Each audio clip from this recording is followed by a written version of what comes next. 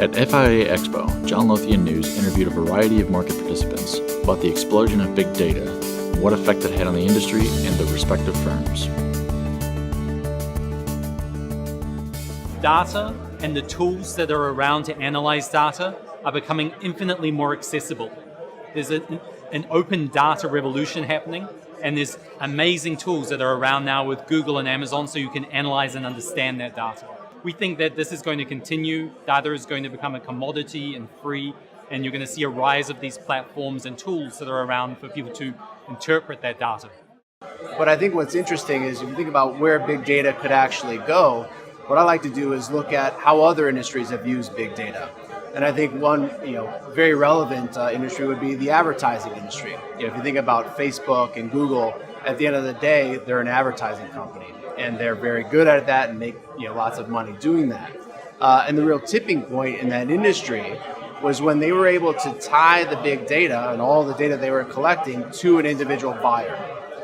And once you know who the person is behind all of that data, you can very easily calculate what's the probability of them buying something. Once you know that, it's very easy to say, what's the expected return of selling to that person?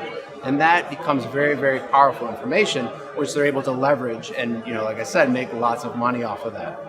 Now, how does that translate to the trading industry?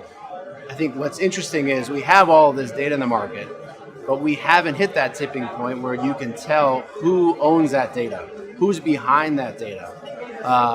But the reality is, with the changes in regulation, all of that information is there and being captured. Today, when someone sends an order, we have to tag it with who the trader is, what system it's coming from.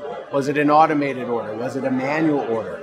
So all of that data is available and it's being captured, but it's only accessible to today the regulators and the exchanges. We launched our historical data into the cloud to have a better self-service offering so that customers could come in, get their orders into the system very quickly and get their data out very quickly as well at an even lower cost from a delivery perspective. One of the things that we are very focused on is a new data analytics team that we've had around the exchange for a few years. And what that is really enabling us to do is to use our own data to look at both customer trading behavior as well as market conditions and analyze things in new ways. So taking things like the liquidity in our markets and being able to drive some specific insights from that data and utilize that for our customer engagement and really identifying also new product opportunities.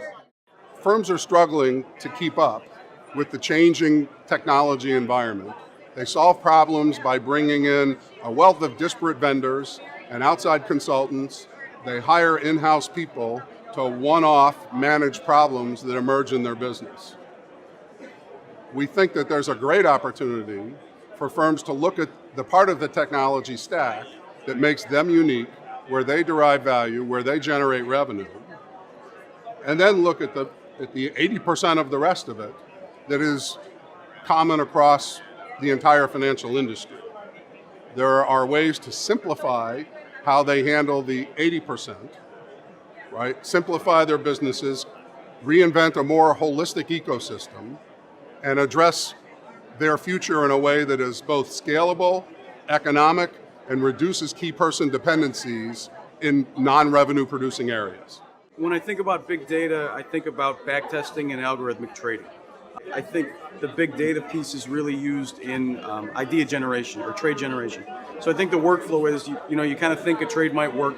You go out, you get the data from wherever source you get the data. You have to filter, you have to sort, you have to do these operations on the data. Then you feed that data through an algorithmic trading system like ours, look at P&L, look at risk metrics, and basically see if the data would have worked in the past. And then the final stage of that is execution, where you use a platform like ours to execute the strategy. And that's really rinse and repeat, because the strategies, they might last a couple of days, they might last a couple of weeks, maybe a couple hours. Well, obviously, we just bought Norensic 2 weeks ago, so we're excited to bring machine learning and data science into kind of our portfolio of capabilities. We think there's a future there beyond surveillance. So while the initial implementation we think is really exciting for surveillance, we think with all the data we have at our fingertips, there's got to be other ways to add value for our users. So, we see industry-wide we're moving towards alternative data sources. It's getting us into more markets than we were traditionally able to reach before. So we've partnered with TransRisk. They're a transportation company. And so we're taking in their trucking data, their shipping information, their freight data. We've got some indices that they're pumping into CQG, and we're able to leverage that data to reach all new clientele that maybe were not trading in the financial markets traditionally and looking more at the transportation space. It's bringing it all together.